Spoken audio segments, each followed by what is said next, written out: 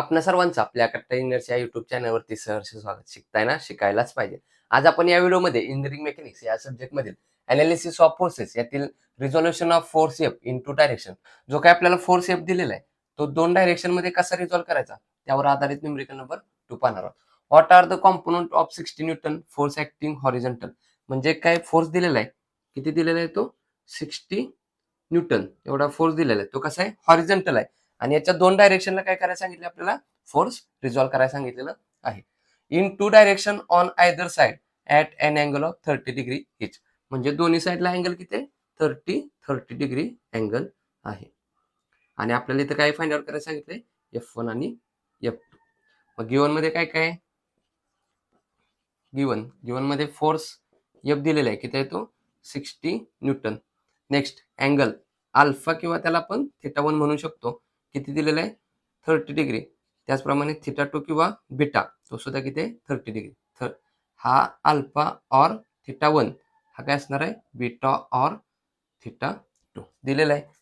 Note down केलं. To find काय करायला सांगितले, to find what are the component of 60 newton. तर या 60 न्यूटनचे दोन कॉम्पोनंट 30 डिग्री असताना फाइंड आउट करायला सांगितले, म्हणजे F1 अँड F2 आपल्याला काय करायला सांगितलंय फाइंड आउट करायला सांगितलेलं आहे. F1 साठी काय फॉर्म्युला असतो, F1 is equals to force F into sine F1 चा ऑपोजिट अँगल काय असणार आहे बीटा और θ2. याच्या अगोदर अल्फा बीटा वापरले, यामध्ये काय करूया θ1 आणि θ2 वापरूया. मग ऑपोजिट अँगल किती आहे θ2 डिवायडेड बाय दोन्ही अँगलचे addition sine of θ1 plus θ2. Value put करूया. फोर्स एफ किती आहे 60 न्यूटन, साइन θ1 θ2 सेम व्हॅल्यू आहे, किती आहे 30. θ2 ची व्हॅल्यू किती आहे 30 पुट करूया divided by sign of bracket मध्ये 30 प्लस 30, कारण θ1 θ2 सेम आहे. देअरफॉर फोर्स F1 किती येणार 60 साइन 30 इज इक्वल टू किती आन्सर आलं 30 डिवायडेड बाय साइन 30 प्लस 30 किती येणार 60. किती आन्सर आलं आपलं 34.641. फोर्सचं युनिट काय येत आहे न्यूटन, म्हणून इथं सुद्धा काय द्यायचं न्यूटन. नेक्स्ट बघा F2 साठी फॉर्म्युला.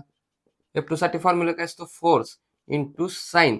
इथं थिटा कोणता घ्यायचा F2 चा ऑपोजिट, हा F2 त्याच्या ऑपोजिट कोणता आहे अल्फा और θ1. मग θ1 घेऊया इथं डिवाइडेड बाय साइन दोघांचे ऍडिशन θ1 प्लस θ2. व्हॅल्यू पुट करूया. फोर्स एफ किती आहे 60 साइन ॲज इट इज θ1 किती आहे θ1 30 डिग्री, दोन्ही व्हॅल्यू सेम आहेत त्यामुळे ॲज इट इज लिहिलं.